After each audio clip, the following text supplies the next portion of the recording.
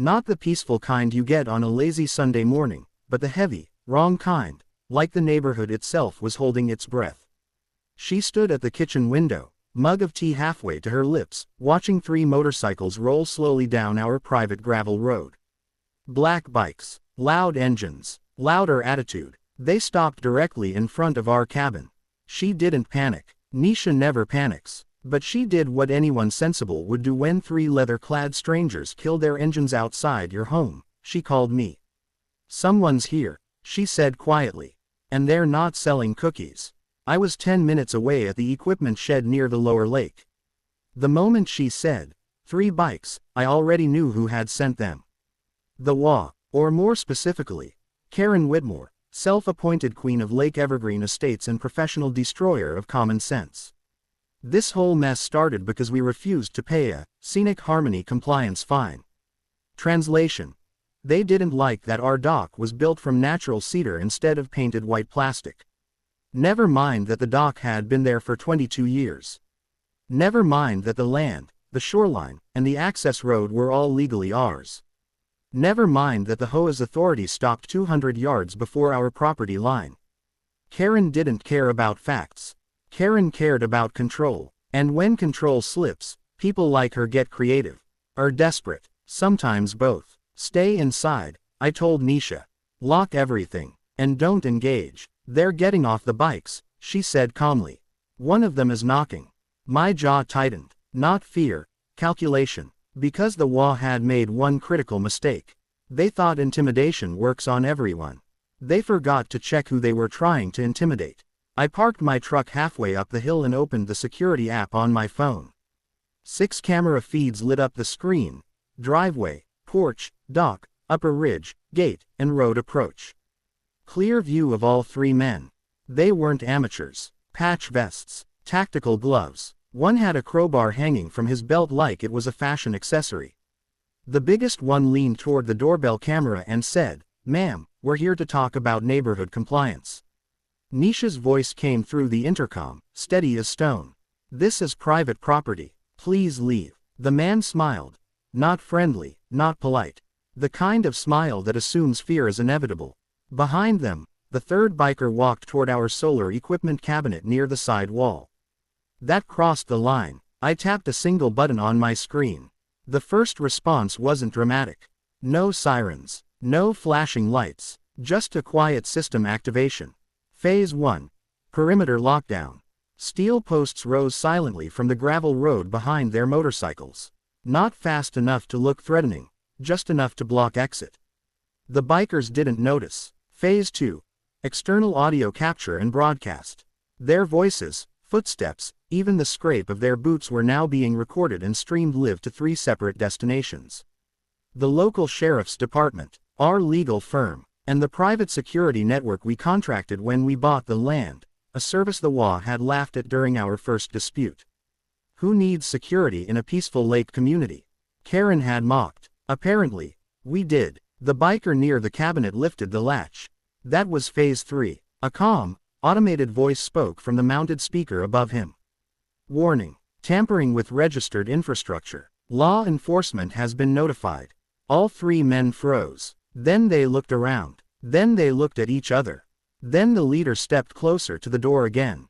"Ma'am," he said, tone less confident now, "we just want to talk." From inside, Nisha replied, "You were told to leave." I arrived at the front gate and walked up the path deliberately, not rushing, not hiding. They turned when they heard my footsteps.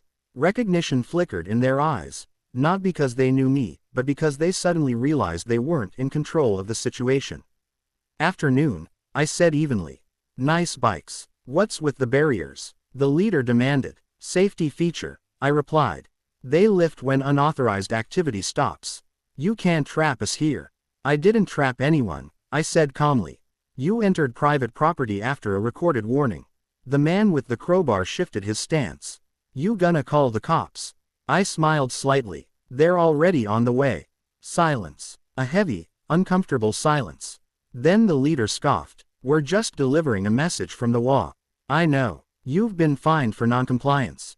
"I know. You're expected to leave," I interrupted softly.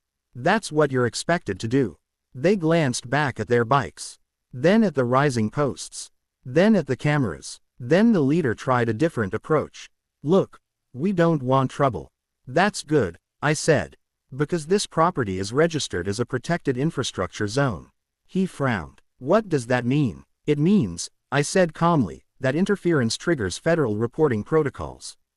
That part was true, though the HOA had never bothered to read the legal filings we submitted when we installed the lake's water management system. The smallest biker whispered something to the others. Panic had entered the room. Not loud panic, professional panic. The kind people get when they realize they walked into a situation they don't understand, and can't control. Then my phone buzzed. Sheriff's dispatch. Estimated arrival. 3 minutes. I looked up at them. 3 minutes, I said gently. That's when their posture changed completely.